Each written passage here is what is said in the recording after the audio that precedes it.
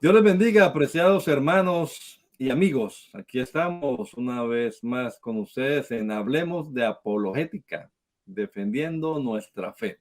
Bienvenidos, este es el cuarto programa ya que hacemos de esta serie. En el primero hablamos de la importancia de hacer apologética, lo que significa la palabra apología.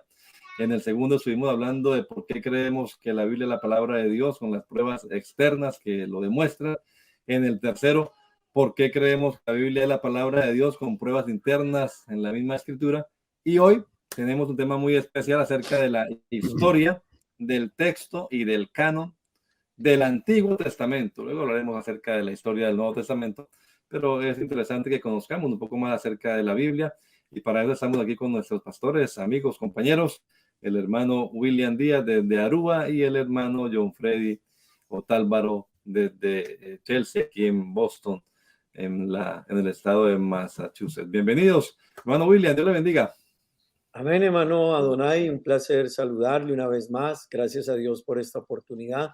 Y bueno, saludar también a nuestro hermano Freddy, compañero de este proyecto, donde queremos contribuir hablando de apologética y defendiendo nuestra fe. Amén, hermano John Freddy, bienvenido, Dios lo bendiga. Amén, igualmente, un saludo muy especial para el hermano Adonai, el hermano William, y para todos los que están allí atendiendo este programa. Estamos una vez más por aquí, listos para aprender algo nuevo y profundizar en el conocimiento del Señor y de su palabra. Sí, es muy bueno hablar un poquito de la historia, porque realmente nosotros vamos a la librería y compramos una Biblia, pero a veces la gente normalmente no se pone a pensar lo que hay detrás de ese libro, ¿no? Lo que hay detrás de la historia. Tenemos la Biblia en español y la leemos, hasta piensan que la escribió en español, piensan que la escribió Reina y Valera. Es más, algunos piensan que Valera era una reina, en fin. Hay muchas cosas que la gente no conoce bien. Sí. Pero vamos a hablar unos programitas acerca de la historia, para que usted, estimado hermano, amigo, joven, valore lo que tiene en sus manos y sepa lo que costó. La vida de muchas personas también le costó la difusión de la palabra de Dios hasta que llegamos a nuestra historia. Comencemos con el Antiguo Testamento entonces, mis amados hermanos. ¿Qué tal si hablamos un poquito acerca de la historia? ¿Cómo fue que se escribieron esos textos del Antiguo Testamento? Hablemos de en qué época se comenzó a escribir. Algunos piensan, por ejemplo, que Moisés no pudo haber escrito porque que en la época en la que Moisés vivió no se había inventado la escritura. Y hay muchas teorías más que seguramente algunos hermanos han oído, pero como para darles luz acerca de esta historia de la formación de la Biblia, en este caso, el Antiguo Testamento. Bueno, tendremos que comenzar a hablar acerca de un término muy común dentro de esto de los libros autorizados que están formando parte de la Biblia, y es el término canon. Se le denomina el canon sagrado, el canon autorizado, y que tiene que ver con los libros que quedaron finalmente formando parte de la Biblia como la conocemos actualmente. La palabra canon es una palabra de origen semítico que significa caña, y luego tomó el significado de lo que significa una vara larga o vara de medir, y era usado por los albañiles para tomar medidas.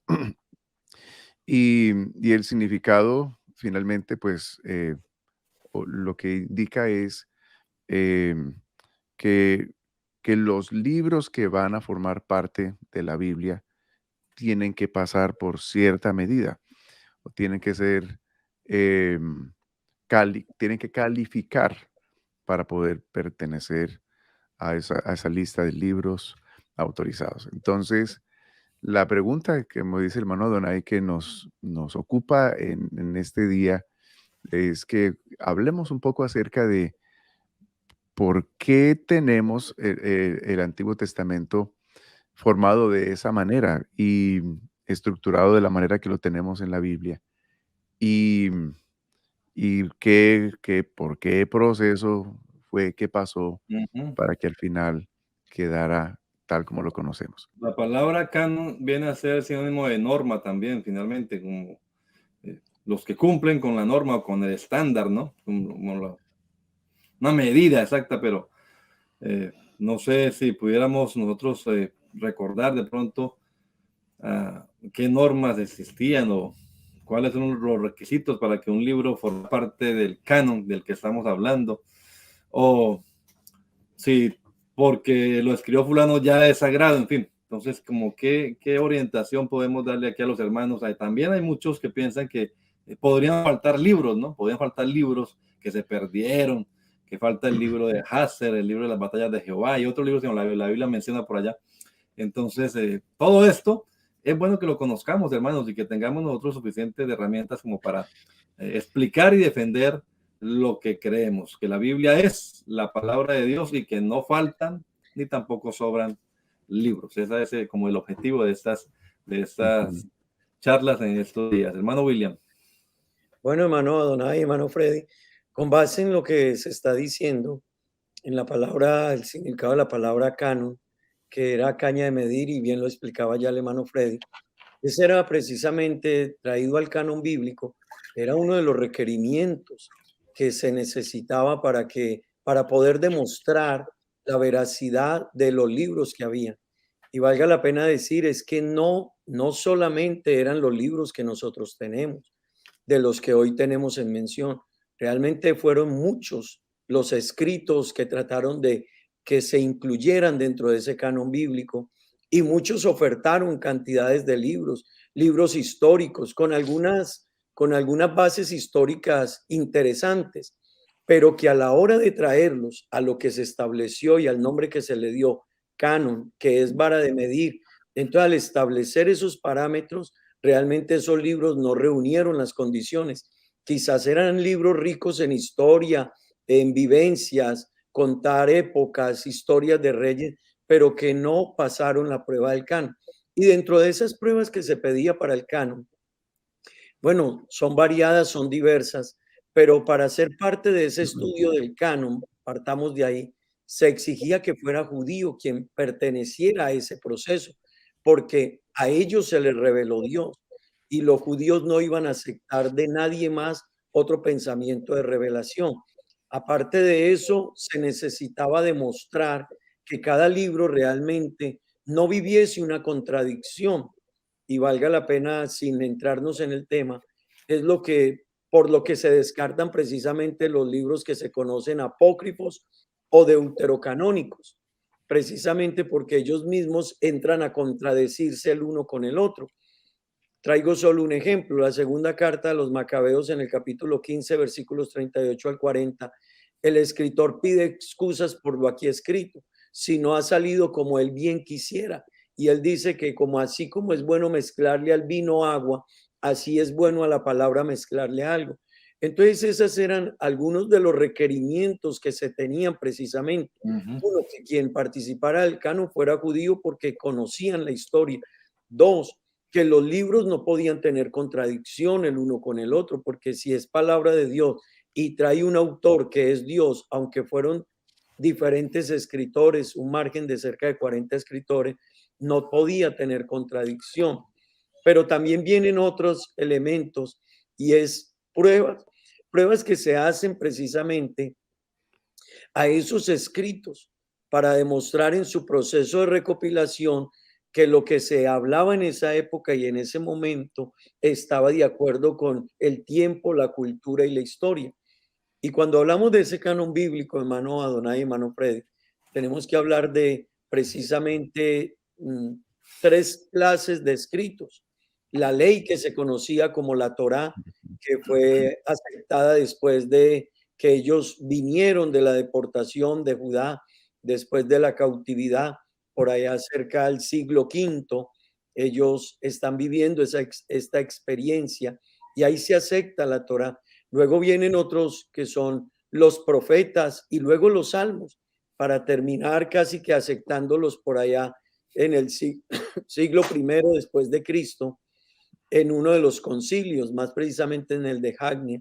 Pero realmente ese es con palabras más, palabras menos, el proceso que se va siguiendo dentro de lo que es la recopilación y para aceptarlos dentro del canon. La historia, como dice el hermano William, pues nos enseña que algunas cosas que han llegado, ¿no? Hasta nuestros días por la historia, que fuera un judío, que fuera en el idioma hebreo, ¿no? También porque algunos textos estaban escritos en griego. Y se menciona, por ejemplo, que no contrajera la ley, porque la ley tenía carácter sagrado desde los principios, desde los inicios de la historia del pueblo judío. Entonces, esas eran como algunas de las normas, ¿no? Porque eran otras.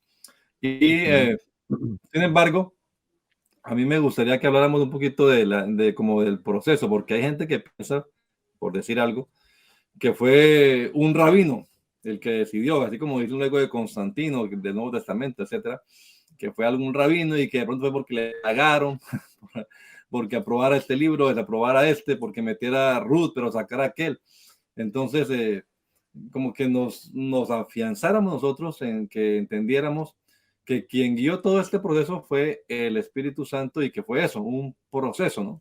Y que no fueron uno, dos, ni siquiera el concilio de Jamnia, sino que realmente fue el pueblo de Dios el que desde el principio le fue dando como ese carácter sagrado, además como también el hermano William nos comentaba hace un rato, fuera de micrófonos, algunos creemos, realmente así lo creemos, que al texto no le dieron carácter de sagrado, el texto es sagrado, precisamente por un tema interesante que hablaremos quizás en otra oportunidad, la inspiración divina, ¿no? Si viene de parte de Dios, pues no es que le vamos a decir que es, que sea, le vamos a dar el carácter, es que es sagrado. John Freddy. Sí, claro, ese proceso como tal, como nos lo decía el hermano William, que comenzó esa recopilación en el siglo V antes de Cristo y que inclusive alcanzó hasta el primer siglo. Estamos hablando casi de 5 siglos de proceso de recopilación de lo que hoy conocemos como el Antiguo Testamento. Que por cierto, cuando vino Jesucristo, citó los escritos del Antiguo Testamento autorizados, basándose en lo que ya había sido recopilado, y que se convirtió en la Biblia de los primeros creyentes, ¿no? Es lo que ellos tienen en la mano. Entonces, ese proceso de 5 siglos no fue algo que alguien lo comenzó a realizar de manera unilateral, se llamaría, o sea, como de manera privada, sino que fue el proceso que usó Dios a través de su pueblo. El pueblo de Israel iba atesorando escritos que, que comenzaron a transformar su vida, su manera de pensar, que determinaban unos principios que eran trascendentales. Entonces, eso llevaba a que fueran desechados libros o que pasaran a ser relegados como simplemente documentos históricos, pero otros que fueran atesorados, que fueran recomendados en lecturas cotidianas. Y entonces, de esa manera comenzó a haber esa recopilación, por decirlo así, que se llevó a través de ese proceso, ¿no? Entonces, a partir del segundo templo, por la época del segundo templo, después del exilio, entonces comenzó el Señor a llevar a cabo ese proceso a través de diferentes etapas y que se culminó con el primer siglo, la introducción de libros, de libros poéticos y lo demás. Recordemos que es la Torá, los profetas y los salmos, ¿no? Y claro, hubo competencia para pertenecer al canon en el sentido de que todo eso fue un proceso muy complejo. Esto no lo podemos, hermanos, nosotros y amigos, nosotros hablar de ello así a la ligera. Fue un proceso muy complejo, pero que culminó en lo que hoy en día tenemos en nuestra Biblia y que debemos tener esa seguridad de que la intervención divina estuvo allí asentando esos documentos para nuestro conocimiento, para el conocimiento de Dios y su propósito y lo que necesitamos para comprender todo lo que tiene que ver con Dios y su proyecto con la humanidad, etcétera.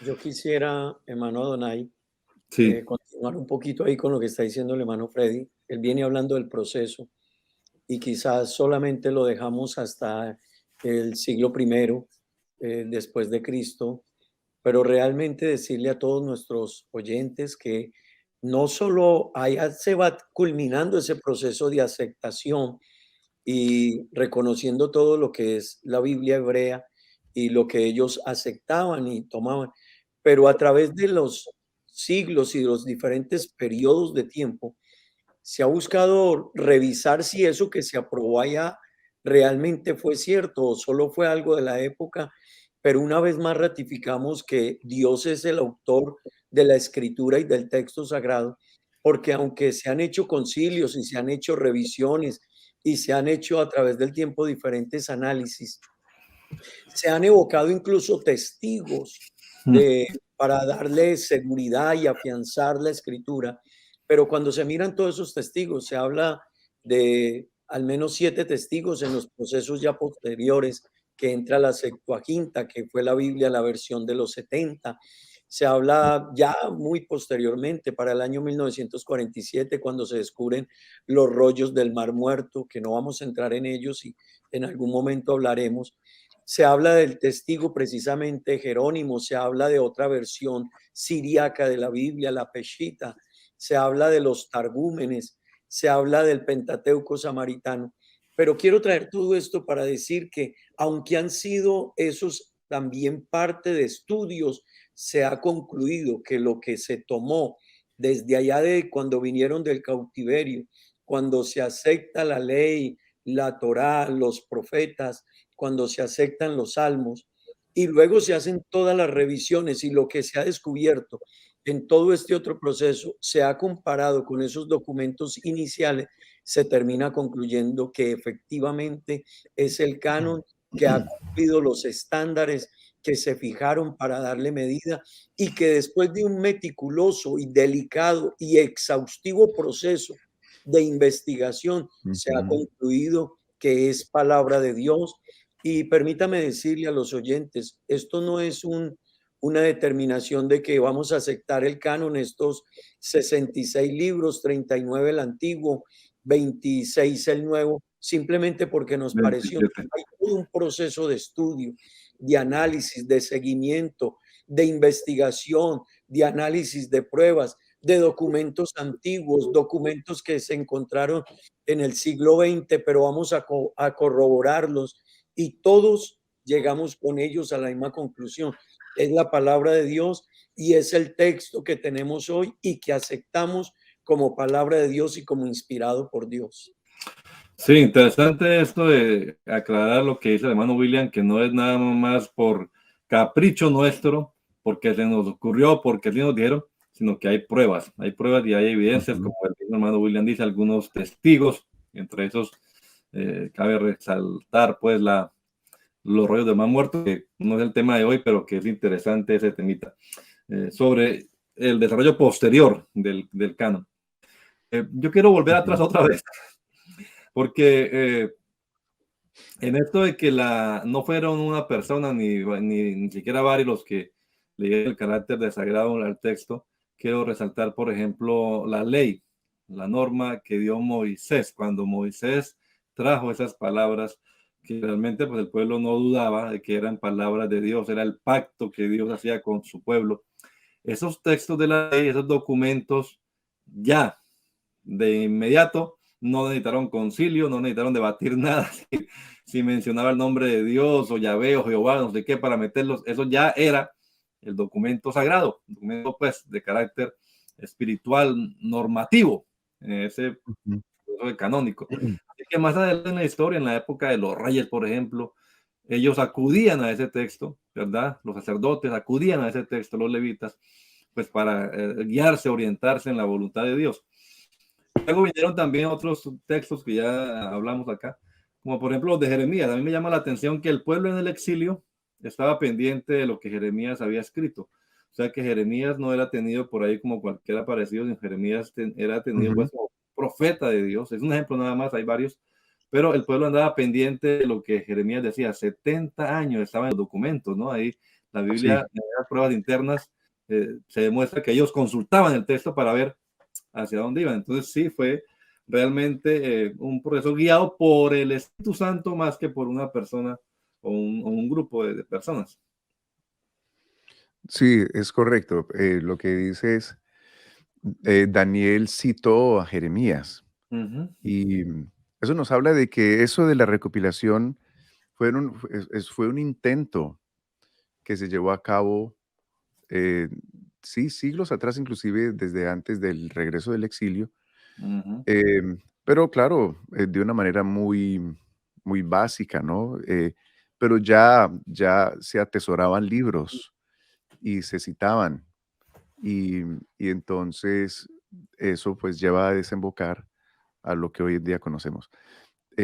Otro asunto importante que debemos recalcar, considero yo, es que esas tres divisiones del Antiguo Testamento, que hemos dicho ahora, que es la ley, sí, los los profetas y los profetas y salmos, los escritos. esas tres divisiones, Jesucristo hizo referencia a las tres divisiones Ujú, específicamente, una y otra vez hablando acerca del Antiguo Testamento, ¿no? Esto dice eh, la ley, los profetas y los salmos. Es decir, fue la división a la que se concluyó y que definitivamente fue la división que Dios quiso que se estableciera y que Jesucristo la, ¿cómo se llamaría? ratificó. La ratificó a través de pronunciarse de la manera que lo hizo. Y, y entonces eso nos da mucha seguridad para que nosotros confiemos en el canon, en los libros que quedaron formando parte del Antiguo Testamento. Y tenemos que enfatizar en que no se llevó a cabo de una manera privada, no fue un individuo o algunos que se sentaron y dijeron, este sí, este no, Ujú, sino que fue un proceso de siglos sí, señor. y que llevó como resultado lo que tenemos hoy en día y que ha sido corroborado por descubrimientos arqueológicos impresionantes, como lo que se llama el descubrimiento del siglo XX, que fueron los rollos del Mar Muerto, que, que eso ratificó tremendamente lo que tenemos en la Biblia y que nos llena a nosotros de esa seguridad de poder consultar esos libros y considerarlos como libros autorizados por Dios mismo, inspirados por Dios y que representan todo el consejo de Dios para nuestra vida, particularmente en relación al Antiguo Testamento. Hermano Freddy, hermano Adonai, Sí. ya que estamos hablando de esto, de este punto tan interesante del proceso y de la validez de las escrituras, permítame ampliar un poquito. Ujú. Precisamente una de las pruebas que le da seguridad a la autoridad de la escritura es el alto nivel espiritual de ellas. Ujú, Porque déjeme decirle, si la escritura hubiese sido de origen humano, el estándar de moral, de espiritualidad, de obediencia, de santidad, hubiese sido un estándar mucho más bajo, mucho más llevadero, mucho más asequible. Cuando la Biblia nos describe a todos los seres humanos pecadores, pues todos nos justificaríamos, bueno, no lo pongamos tan alto porque recuerda que tú también fallaste, recuerda a Freddy, recuerda a Donai, recuerda a William, recuerda. Entonces el estándar sería mucho más bajo. Pero si nosotros tomamos, por decir algo, un estándar de Levítico, donde nos habla en Levítico 11:44, 19:2, o el mismo Levítico 20:26, donde el Señor dijo, habéis pues de serme santos, porque yo Jehová soy santo y os he apartado los pueblos para que seáis míos. Eso es toda una connotación de separación, de consagración, pero ujú. ese estándar tan alto, pero sí alcanzable, valga la pena decirlo, porque en Cristo es posible, pero permítame decirle, no hubiese sido posible de no tener detrás de él un autor que es santo, porque el escrito se parece a quien escribe. los libros están dejándonos ver también la personalidad y la naturaleza del escritor. Entonces la Biblia y el texto sagrado nos está contando de su autor, que él es santo. Y si nos venimos acá al Nuevo Testamento, vemos otra norma excelente, alta, que Jesús dijo, que realmente tenemos que amar a nuestro prójimo como a nosotros mismos. Y cuando uno mira todos estos procesos, uno dice, bueno, a mí me gustaría amarlo, pero hasta cierto nivel, hasta donde me lo permita él, hasta donde él sea bueno conmigo. Pero esos estándares altos nos dejan ver otra realidad de lo que era necesario para pasar o para ser aceptado dentro de ese canon bíblico, que reuniese el estándar de mostrarse a Dios y demostrarse el nivel de quién es Dios y mostrar su autor. Por eso decimos que realmente nosotros no aceptamos, o los que aceptaron el canon bíblico no lo aceptaron porque a ellos les pareció, no. Ya los libros y el libro traía todo el carácter de estar Dios detrás de él. Solo los hombres del canon lo descubrieron. Ok, perfecto. Vamos a hablar un poquito de el hermano John Frey hacía énfasis en la división de la Biblia hebrea, la Torá, Nevi'im, Ketuvim, ley, profetas, escritos, y que pues el Señor Jesús la ratificó. En fin, alguien le preguntará de los oyentes, bueno, y entonces, ¿por qué nuestra Biblia tiene la ley, los libros históricos, los libros poéticos, los libros proféticos, es decir, 4 divisiones, y no las 3 que tenía la Biblia hebrea? Eso también tiene su explicación, por supuesto, y me gustaría que aclarara un poquito acerca de ese tema, porque, o por ejemplo, los libros, William decía, tenemos 39 libros del Antiguo Testamento y tenemos 27 en el Nuevo, pero vamos a la Biblia hebrea y encontramos 24 o 22, en algunos casos, libros, y dirá 39, 22. Son exactamente los mismos. Ellos los agrupan de manera distinta, así que usted tenga confianza que nuestro Antiguo Testamento es exactamente igual en contenido a la Biblia hebrea, el texto autoritativo, sagrado, digámoslo, de los judíos. Ellos comienzan con Génesis y terminan con Segunda Crónicas. Nosotros comenzamos con Génesis y terminamos en Malaquías, pero el texto, el contenido del texto es el mismo, está organizado de diferentes formas. Y el origen de esta nueva clasificación, que es la que tenemos nosotros, de esos textos, viene de la primera traducción que se hizo precisamente de esos textos sagrados, que fue la Septuaginta.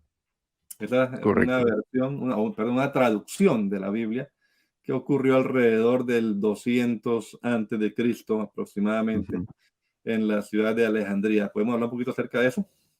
Claro, la Septuaginta fue un paso gigante dentro de la evolución, digámoslo así, o el cambio generacional que comenzó a haber dentro de los judíos y que debido a que ellos mantuvieron después del exilio bajo el rigor del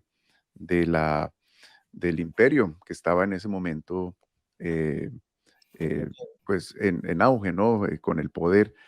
Entonces los judíos, ellos se agruparon en comunidades diversas en regiones del mundo conocido y eso los llevó a ellos a que comenzaran a abrazar el lenguaje entonces prominente, por allá alrededor del año 198, el segundo siglo antes de Cristo.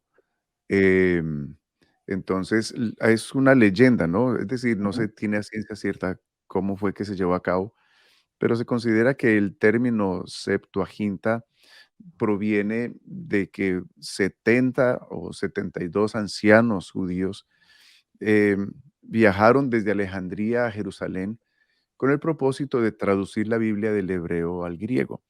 Y entonces, por eso se le conoce como la Septuaginta, que viene del número 70. Y también se le conoce como la carta de Aristeas. Y Más entonces, bien, la carta de usted hace mención de la Septuaginta. bueno, gracias por la aclaración. Entonces, y supuestamente también se dice que lo terminaron en 72 días o cosas por el estilo.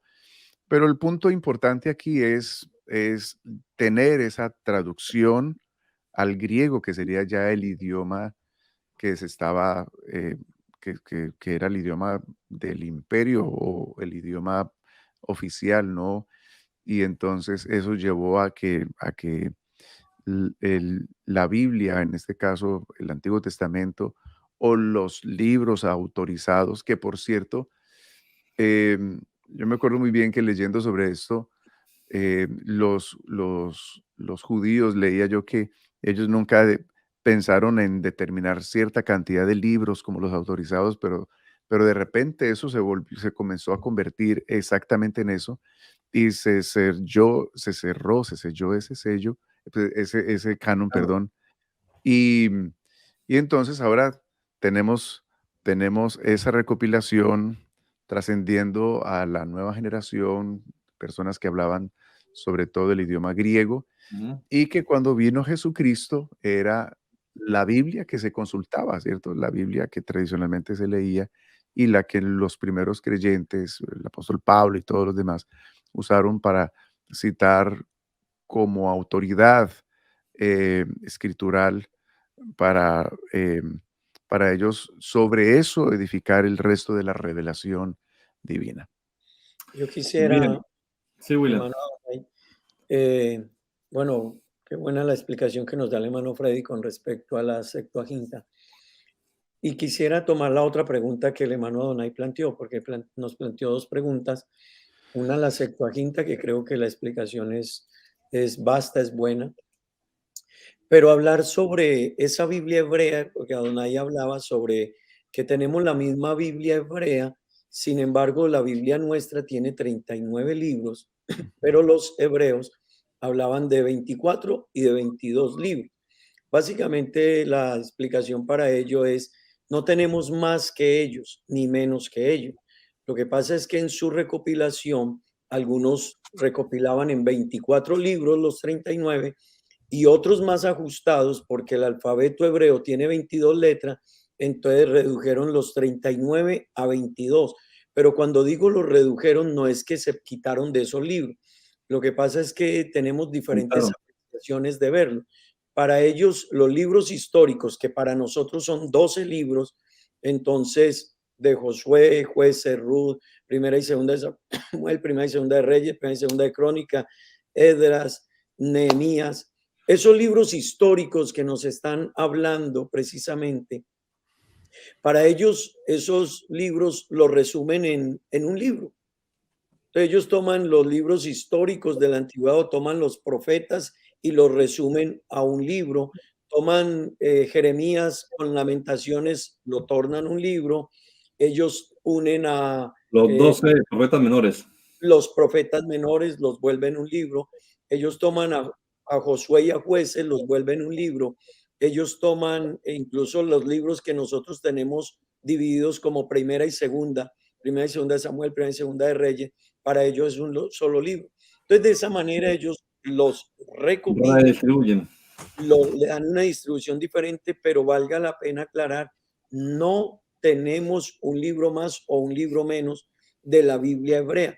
Los 39 libros para nosotros son los mismos 22 que ellos recopilan de una manera especial según su alfabeto hebreo, o para otros judíos 24, resumiéndolos de diferente manera. Y como decía el hermano Adonai hace un momento, ellos terminan diferente que nosotros.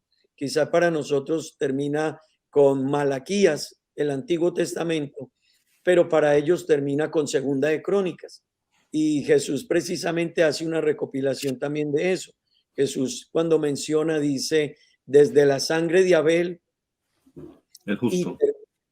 ¿Cómo, hermano Donay? De la sangre de Abel el justo hasta... Termina hablando de la sangre de Abel y termina trayéndonos el último mártir que nos cuenta precisamente el libro de Malaquías, pero para ellos está en Crónicas, en la historia. Sí, Zacarías, a quien mataste entre el templo y el altar.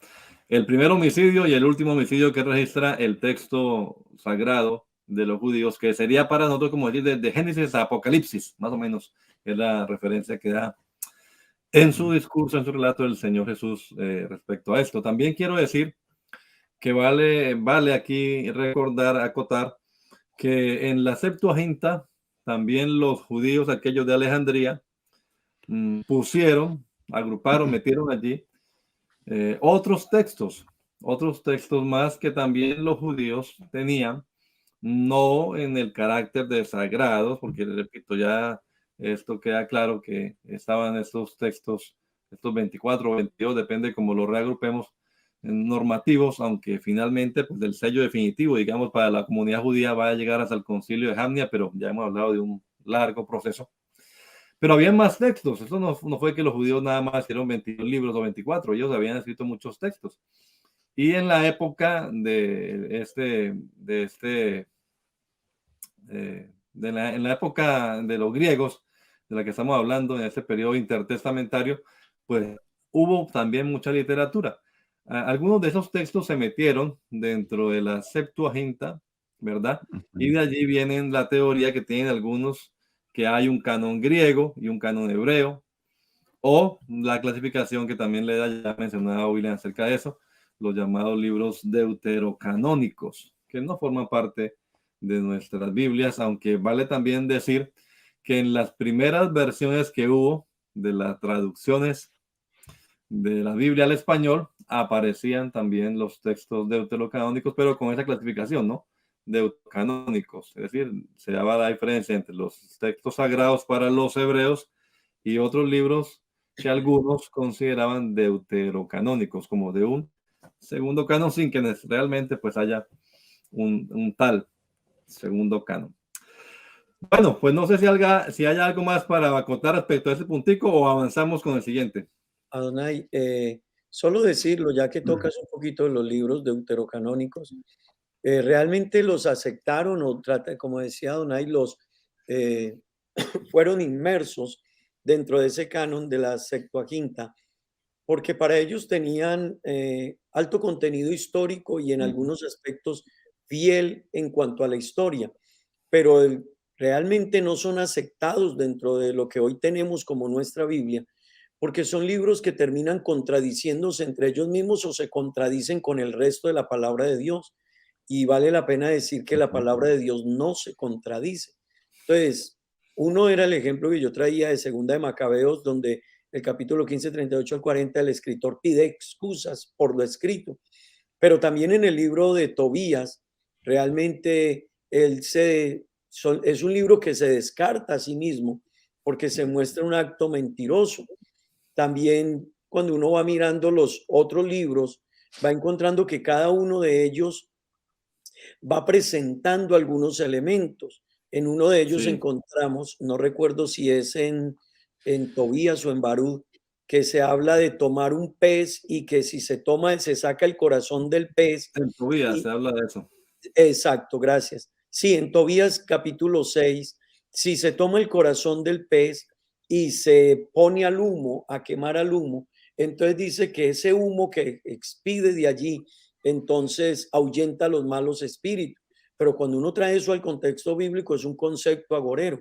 Entonces vale la pena decir que es que no es porque se hayan descartado por el simplemente hecho de que se quiso descartar, no, es que ellos mismos se contradicen en sí mismos, aunque fueron aceptados en cierta manera porque se toma de ellos una parte histórica. Pero también valga la pena decir, porque en ellos la iglesia tradicional encontró respaldo a algunas de sus doctrinas que no encuentra respaldo en el resto de la Biblia.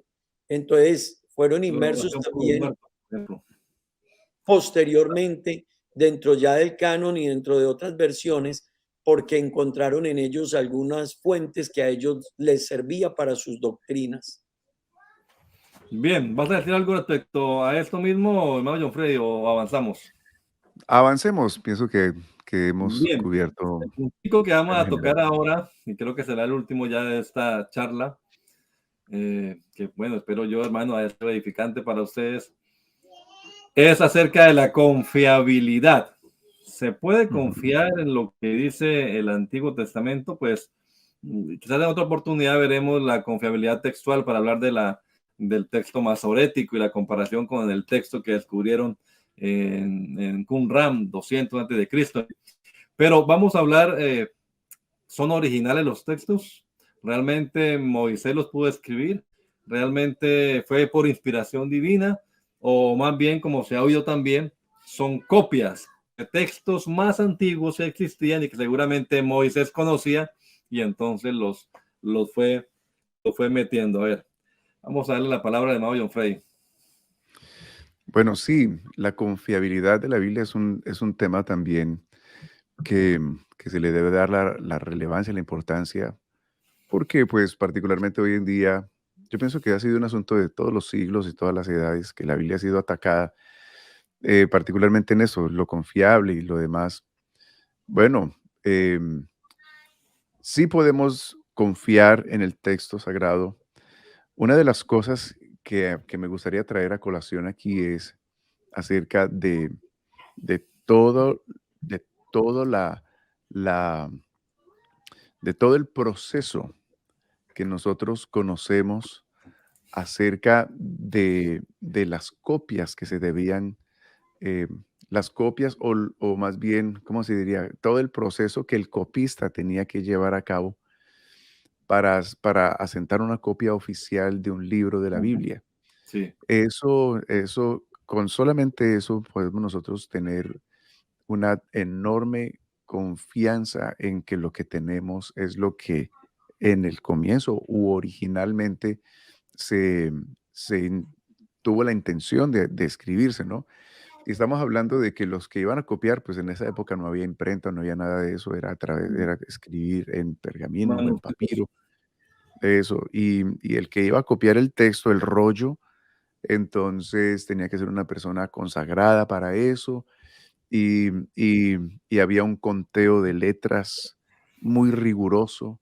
La persona cuando iba a escribir el nombre de Dios, antes de hacerlo, tenía que ir y lavarse y volver y escribirlo. Era toda una ceremonia realizarlo y ese cuidado estricto para no ir a alterar el contenido. Si se encontraba que en el conteo de letras, hasta la letra que tenía que quedar en toda la mitad del número estaba alterado, el texto no se echaba a la También. basura, sino que se destruía por completo para evitar ser usado ese texto y que luego comenzara a tergiversarse el contenido.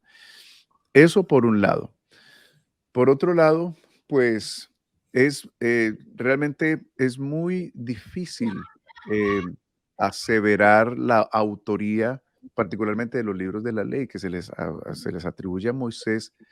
Y leyendo mucho al respecto, pues tradicionalmente se le atribuyen a Moisés y lo demás.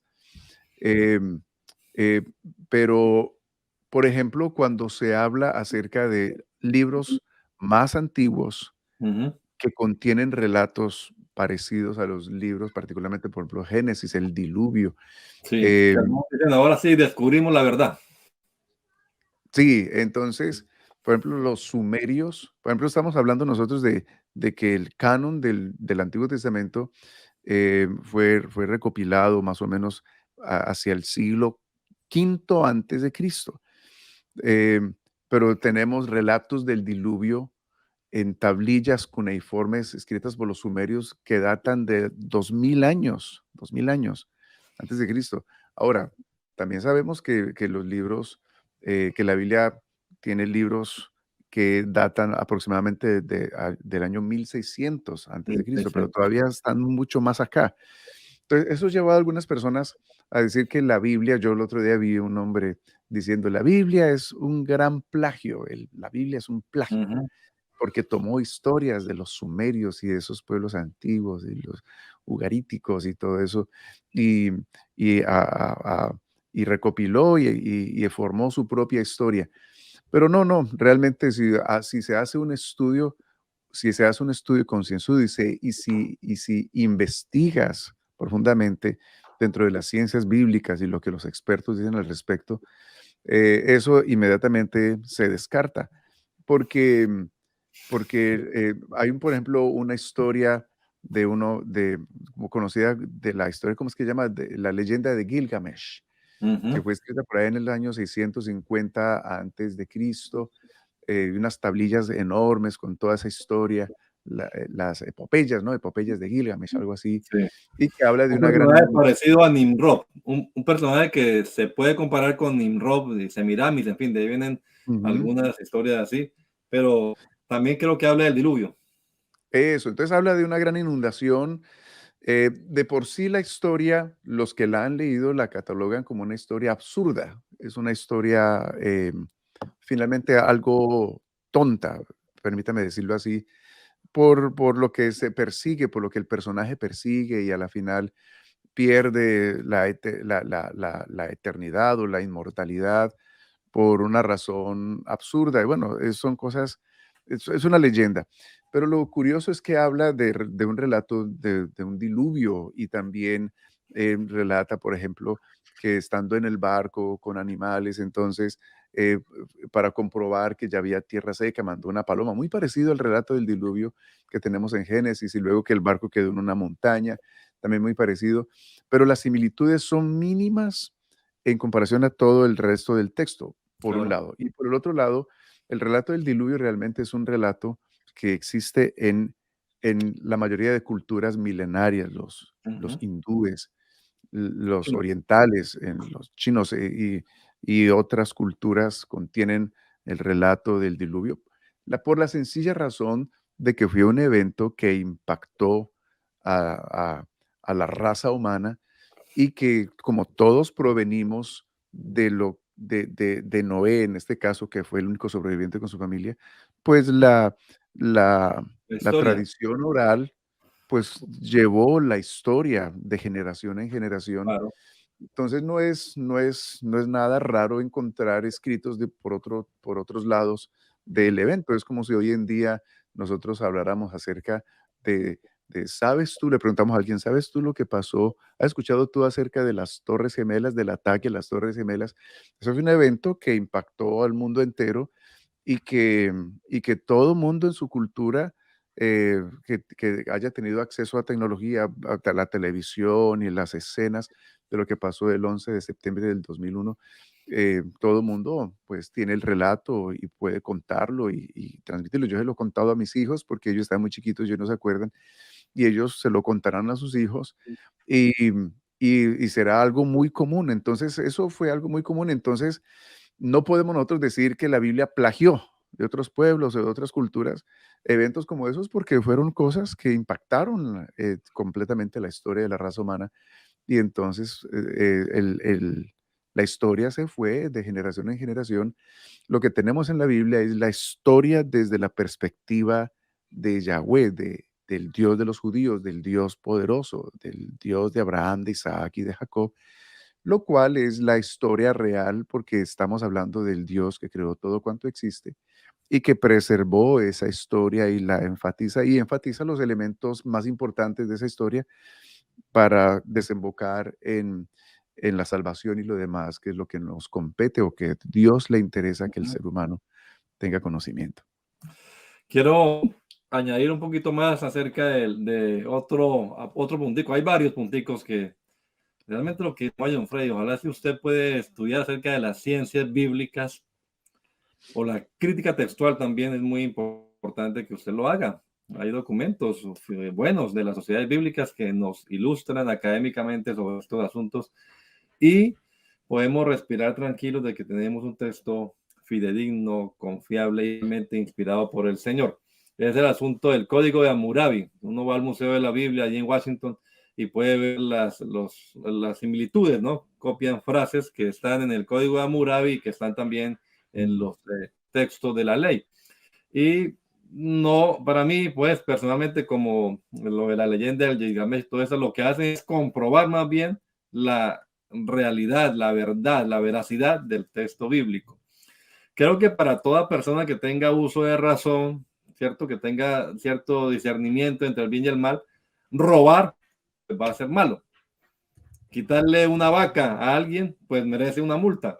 Y cosas como esas son las similitudes pocas que encuentran entre el Código de Hammurabi y lo que dice la palabra de Dios. Si usted roba un buey, y aquí también dice, si usted roba un buey, pues creo que no es nada complicado entender que eso es nada más sentido común. Creo que en todas las leyes, no sé, pues si haya un país con unas normas en las que digan, robar es bueno, violar a una mujer es premiado por la autoridad. Creo que eso pues no. Entonces quieren pues que algunos querían pues que la ley del pueblo de Israel no se pareciera en nada, y aunque realmente, como decía William ahora hace un rato, en cuanto a la moralidad y al estándar de santidad, es incomparable. Por eso la Biblia dice, no hay pueblo en la tierra que tengan leyes como estas. Pero en cuestiones así, prácticas, lógicas, hombre, robar para todos es malo. Quitarle la mujer al prójimo para todos es malo. Entonces, cosas como esas muy puntuales van a ser similares. Se nos acaba el tiempo hoy, pero todavía quedan cosas por estudiar. No sé, hermano William, si usted tenga algo para ir redondeando lo que hemos planteado hoy, porque quedan punticos pendientes para tratar en otros programas, pienso yo, más adelante, porque vamos a hablar también de la historia del texto del Nuevo Testamento. Será dentro de 8 días o en la siguiente emisión. Vamos a hablar del Nuevo Testamento, pero posteriormente quizás volvemos a estos temas de la crítica textual, de comparar el texto del Qumran con el texto masorético. Hay aquí un tema que tenía sobre las matanzas. ¿Qué de las matanzas, no?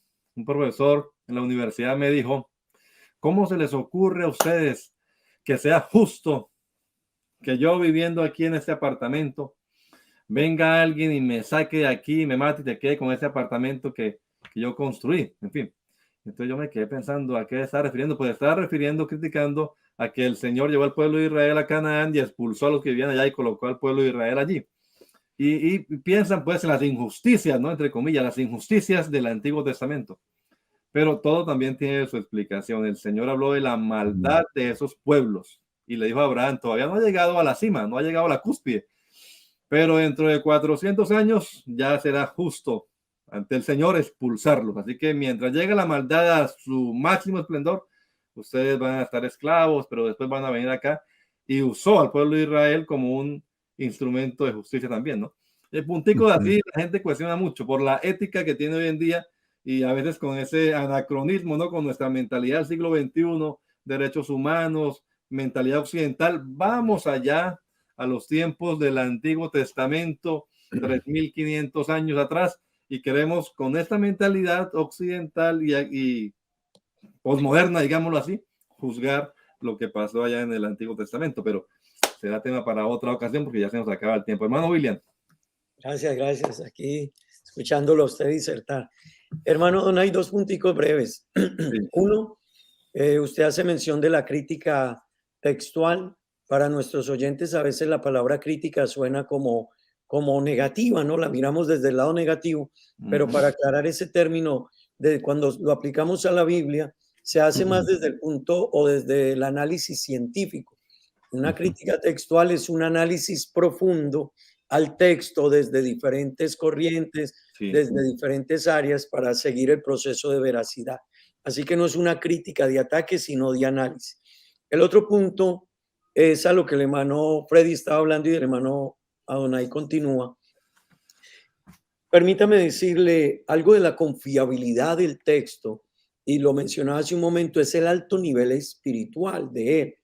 Y déjeme decirles algo, el hermano Adonai hablaba de que los pueblos y las culturas tenían diferentes códigos de ética, eso es verdad, cada quien lo establecía, pero el código de la Biblia, lo que dice la Biblia, trasciende a todos los niveles de cualquier texto, no solamente era un texto de aplicar una ley, una sentencia, sino hasta dónde nos va llevando y la manera en que nos va llevando. Déjenme ponerles un ejemplo. Inicia la ley de Lamec. Era una ley estrictamente dura, invivible, dura, cruel. Pero luego viene una ley que es la del Talión y se estableció una ley fuerte. Pero luego viene una ley que tiene que ver con lo que el Señor dicta a Moisés. Pero luego viene la ley en el Nuevo Testamento del amor. ¿Qué les quiero decir con esto? Que toda esa cadena nadie podía comprenderla ni entenderla. Es una secuencia que no la tenía ningún pueblo, ningún sistema. Para ellos era, lo haces, lo pagas. Era más cruel todavía. La primera ley mostraba era que si lo hacías te podían borrar toda tu historia de tu familia, podían acabar con todo tu pueblo. Pero ahora en Jesús, todo ese proceso que en el Antiguo Testamento llega al Nuevo Testamento, para referirse en el amor. Eso solo era posible en una mente no humana, porque lo normal es que al pecador, al que transgredía una ley, el que la transgredía de una manera tan cruel, tan dura, tan difícil, tan burlesca, con tanta sedicia, digámoslo así, había que aplicarle toda una sentencia. Pero viene un sistema del amor de Dios que venía mostrándose desde el Antiguo Testamento y viene a ejecutarse en el Nuevo Testamento. Y ahí, bueno, lo que dice hermano Adonai, hablaremos de las matanzas, porque todo eso Sí. tenía que ver con unas raíces de esos pueblos, una perversidad de esos pueblos, pero también nos trae una enseñanza bíblica para presentarnos posteriormente a Cristo, que es mostrando el amor de Dios hacia nosotros. Pero hermano Adonai, que es confiable la palabra de Dios 100%, que lo Amén. que tratan de desvirtuar de ella realmente son cosas pequeñas de una palabra a otra, de una traducción, pero no es que la palabra de Dios no sea 100% veraz, es 100% veraz. El texto que tenemos es 100% confiable a través de la historia de los años, a través de las pruebas, a través de la crítica textual, todo se ha comprobado que es palabra de Dios. Mi hermano John Freddy. Bueno, amado hermano y amigo que está atendiendo este programa, bueno, tenemos para decirle de que puedes confiar en particularmente el Antiguo Testamento, que es el tema que Sí. hemos traído el día de hoy. Podemos confiar en los libros que allí quedaron autorizados y podemos tener la plena seguridad de que la intervención divina en ese proceso fue evidente, ha sido palpable, y los libros que están allí son los que Dios quiso que estuvieran. Y ahí está todo el consejo divino para nuestra vida. También vale la pena recalcar que la Biblia dice en el Nuevo Testamento de que todo lo que estaba en el Antiguo Testamento era sombra y figura de lo que habría de venir. El Antiguo Testamento queda incompleto sin el Nuevo. Como decía ahora el hermano William, el Antiguo Testamento desemboca en el Nuevo. Así que tenemos que estudiarlo, tenemos que leerlo, valorarlo, atesorarlo, aprender los principios que allí se revelan y todo lo demás. Pero todo lo que está en los profetas, en la ley, los profetas y los salmos, apunta a Jesucristo, nuestro Así Señor, el Salvador, a la obra redentora, y encuentra su plenitud, su cumplimiento en la obra del Señor. Así que podemos confiar. Las ciencias bíblicas, la arqueología y toda esa agrupación de ciencias que estudian de manera crítica la Biblia, han sacado la conclusión de que definitivamente la Biblia es un documento histórico contundente, muy poderoso, trascendental, como ningún otro, y que su validez realmente debe ser tenida en cuenta.